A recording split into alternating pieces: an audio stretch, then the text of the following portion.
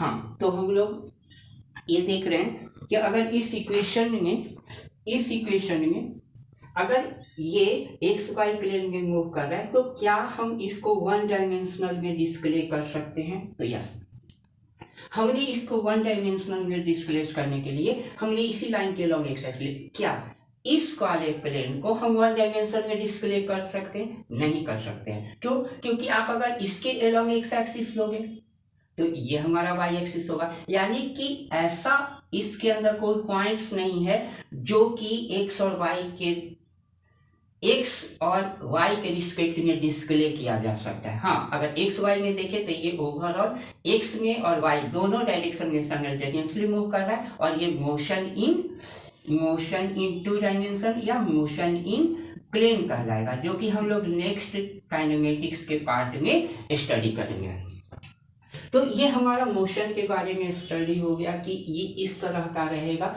Again हम अगर इसके रिस्पेक्ट में देखें, टाइम के रिस्पेक्ट में अगर हमारा चेंज इन पोजीशन जो है टाइम के रिस्पेक्ट में देखा गया,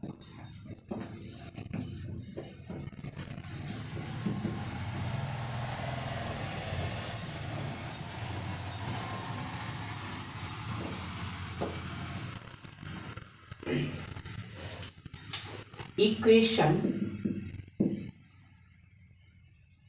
ऑफ change in position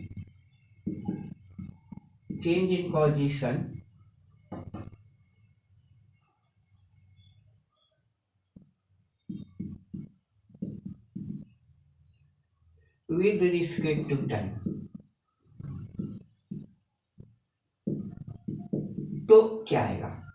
अगर हमने x equal to a t लिखा है, लाइक एक बॉडी है जो अपने टाइम के साथ पोजीशन चेंज कर रहा है, तो उस कंडीशन में हम लोग लाइक दिस ऐसे ड्रॉ करेंगे ग्राफ। ये हमारा टाइम हो जाएगा, इसके ऊपर चेंज इन पोजीशन हमने लिया है, ऑरिजिन है, ये स्ट्रेट लाइन आएगा। क्या आएगा? ये ग्राफ स्ट्रेट लाइन आएगा। अब इसमें ग्राफ की बात करें, उसमें डायरेक्ट हमारा बॉडी का लोकेशन शो कर रहा था कि इतने समय में इस पोजीशन पर बॉडी का लोकेशन, ये पोजीशन हमें, ग्राफ अलग चीज है और बॉडी का एक्चुअल लोकेशन अलग चीज है।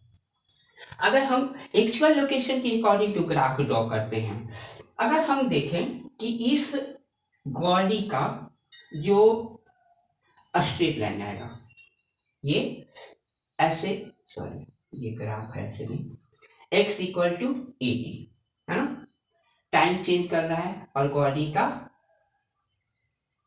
हाँ ठीक है, टी इक्वल टू जीरो है, टी इक्वल टू जीरो तो x इक्वल टू जीरो, यानी कि यहां से ग्राफ स्टार्ट होगा। ठीक है, ये हमारा ग्राफ आएगा।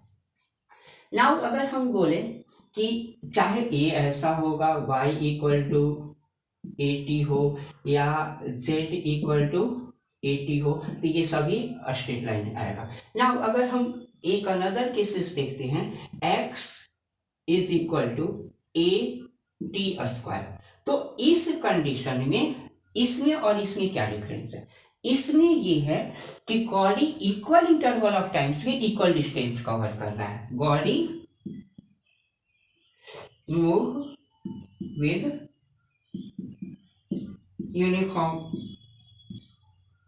वेलोसिटी, एंड इस कंडीशन में ये यूनिफॉर्म मोशन कहलाएगा, यूनिफॉर्म मोशन कहलाएगा। इस कंडीशन में बॉडी नॉन यूनिफॉर्म कहलाएगा, और इसका इस कंडीशन में body moves with constant acceleration. अब यहाँ पर स्लोप निकालेंगे तो वो हमें वेलोसिटी देगा, यहाँ अगर हम स्लोप निकालेंगे तो वेलोसिटी देगा। अगर इसका इस कंडीशन में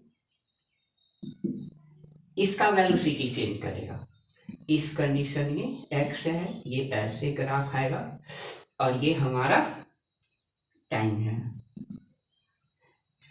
अगेन अगर हम देखें, अब x equal to a t square q, तो यहाँ बॉडी, ये नॉन यूनिफॉर्म का एग्जाम्पल है, that is non uniform motion but constant acceleration. यहां जो है body moves with non-uniform acceleration non uniform acceleration के साथ बॉडी मूव करेगा। ये हमारा मोशन के टाइम के साथ पोजीशन का चेंज करना है और उसके अकॉर्डिंग टू स्ट्रेट लाइन। अब ये क्या है ना कि ये सभी स्ट्रेट लाइन मोशन है, लेकिन स्ट्रेट लाइन में कब तेज चल रहा है, ये देखो ये बॉडी चल रहा है कैसे, यूनिफॉर्म से, जैसे स्लो, मतलब न इसका इंक्रीज कर रहा है वेलोसिटी ना डिक्रीज कर रहा है, एक रेट से शुरू किया उसी रेट से कंटिन्यू चल रहा है।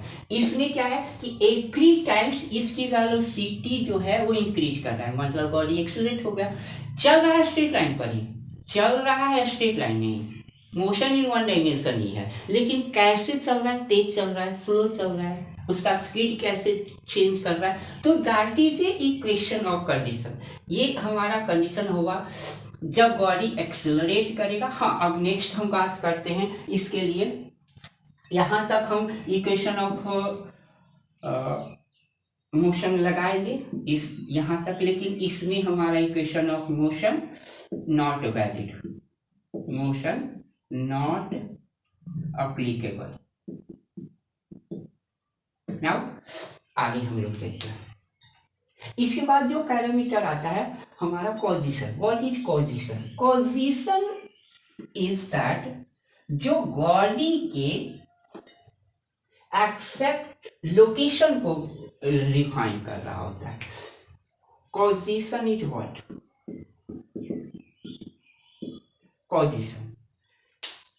Position is that the exact location with respect to reference point। किसी भी reference point के रिस्पेक्ट में आपका एग्जैक्ट लोकेशन क्या है, दैट इज ए पोजीशन। अगर हम मान लो दिल्ली टू पटना आ रहे हैं और दिल्ली टू पटना जाने के क्रम में हमें कोई कॉल करके रात को 1 बजे बोलता है कि अभी आप कहाँ से गुजर रहे हो, तो आप एग्जैक्ट लोकेशन क्या बताते हो, जैसे कि उन्हें बताते हो कि हाँ मैं अब just like passing through the Kanpur, I am just live between Aligarh and something, जो भी स्टेशन है, तो आप उसको क्या बता रहे हो, दैट इज ए पोजीशन। किसके? रेफरेंस पॉइंट के रिस्पेक्ट में, कि हाँ इसके रेफरेंस पॉइंट के रिस्पेक्ट में उसका एग्जैक्ट लोकेशन क्या है। अब पोजीशन जो चेंज करता है वो 2 तरीके से चेंज करता है। एक पोजीशन जो है अगर हमने पोजीशन किया, change in position, distance and displacement. Distance and displacement 2 different word है। डिस्टेंस का अगर हम डेफिनेशन देते हैं, an object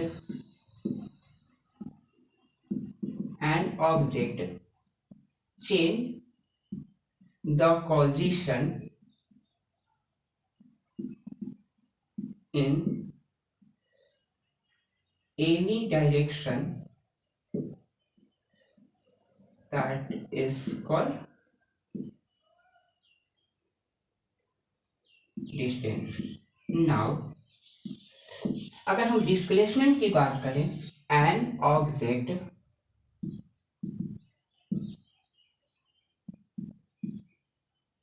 change the position in given direction।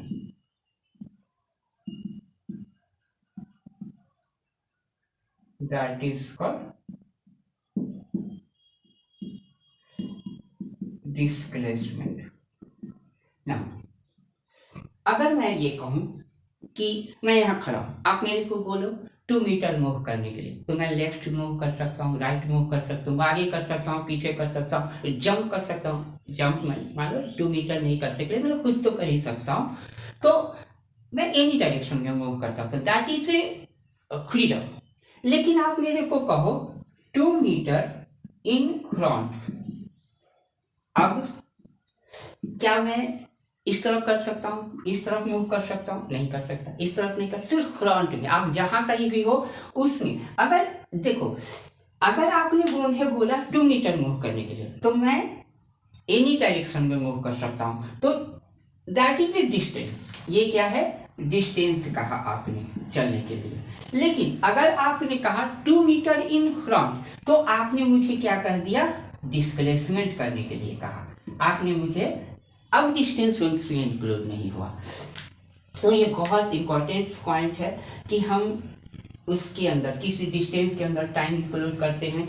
तो इसका सिंपल एक और चीज है कि distance is scalar quantity and this is the vector quantity, this is the vector quantity. लिख लेते हैं, बहुत इंपॉर्टेंट पॉइंट है इसका।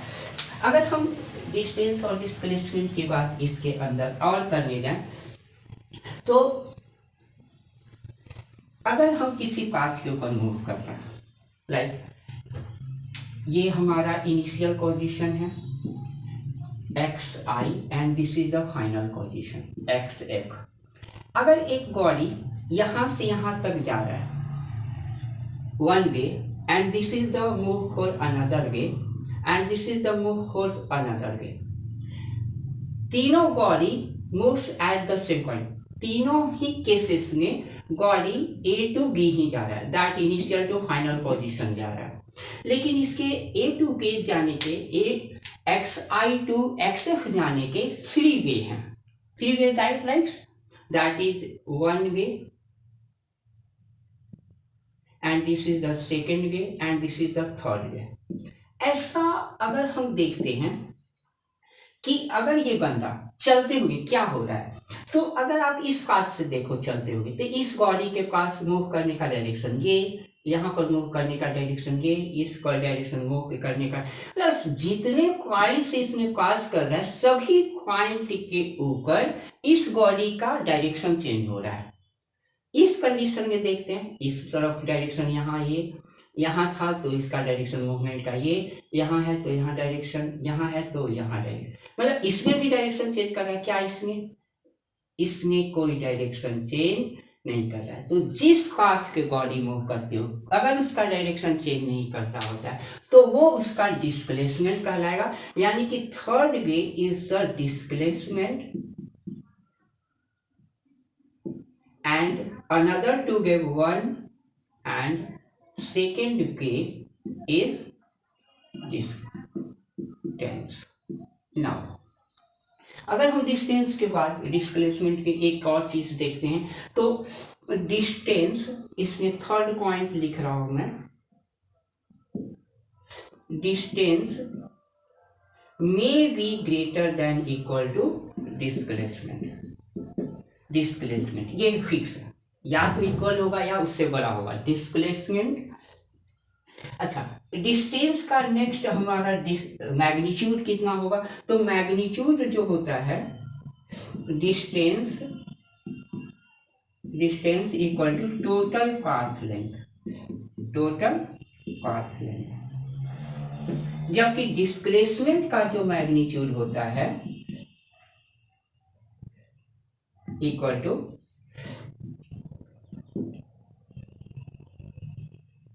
Shortest path length. Now shortest path length also equal to final condition minus initial condition. Now एक तो ये definition होते जा रहा है हमारा, ये मैग्नीट्यूड आया डिस्टेंस और डिस्प्लेसमेंट का। हम इसमें एक और दो बातें देख रहे हैं कि डिस्टेंस में भी पॉजिटिव, ऑलवेज पॉजिटिव हो, डिस्टेंस ऑलवेज पॉजिटिव होगा। मैग्नीट्यूड आ गया, distance always positive but displacement may be positive, negative and zero। ये पॉजिटिव भी हो सकता है, निगेटिव भी हो सकता है, जीरो भी हो सकता है। अगर हम मान लो कि इसके अंदर एक इम्पॉर्टेंट एक्टिविटी करते, मान लो कि हमारा स्टेट पार्ट है, ये हमारा ओरिजिन होगा, मान लो यहाँ पर ओरिजिन है ना। अब मान लो कोई बच्चा ए पॉइंट कर इस तरफ खड़ा है, दैट इज -1 -2 -3 -4, एंड ये यहाँ इस पॉइंट पर खड़ा है ना। अब कोई बंदा है 1 2 3 4 5 6, this is the place at point here. ये टाइम इंटरवल t1 कर ये यहाँ है, and now time interval t2 कर ये यहाँ गया t2, एंड नाउ ये दोनों इस पॉइंट पर आया, टाइम इंटरवल t3 कर ये दोनों यहाँ गए। अगर हमसे बोला जाए डिस्टेंस एंड डिस्प्लेसमेंट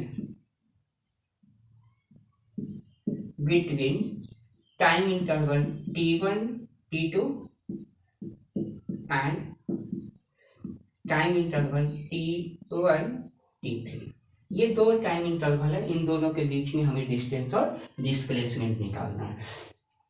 अब पहले केसेस में देखा जाए तो t1 and t2 times duration में, इस इंटरवल ऑफ टाइम में डिस्टेंस और डिस्प्लेसमेंट दोनों सेम है। डिस्टेंस का जो वैल्यू है दैट इज 1 2 3 4 5 6 7 8 9 10।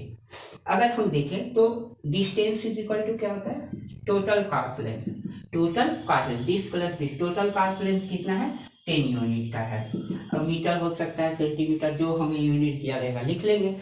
आगे डिस्प्लेसमेंट क्या लिखा रहेगा, डिस्प्लेसमेंट भी 10 यूनिट लिखा रहेगा। नाउ अगर बॉडी T1 टू T3 का कैलकुलेशन हम लोग करते हैं, T1 टू T3 के केसेस में बॉडी का टोटल पाथ लेंथ कितना होगा, टोटल पाथ लेंथ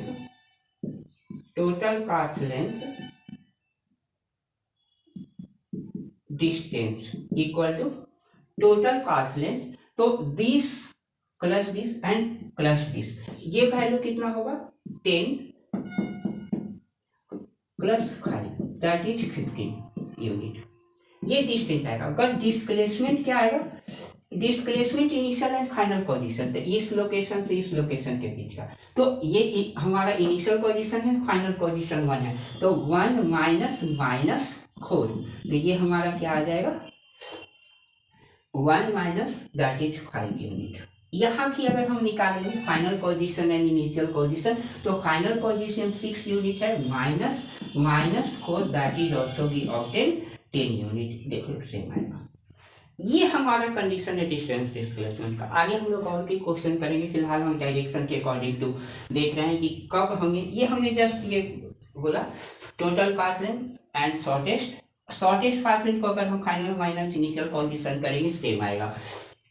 अब शॉर्टेस्ट पाथ लेंथ को यहाँ से यहाँ तक काउंट करो, या this value minus this value कर लोगे तो हमें टोटल वैल्यू का आएगा। नेक्स्ट अगर हम बात करते हैं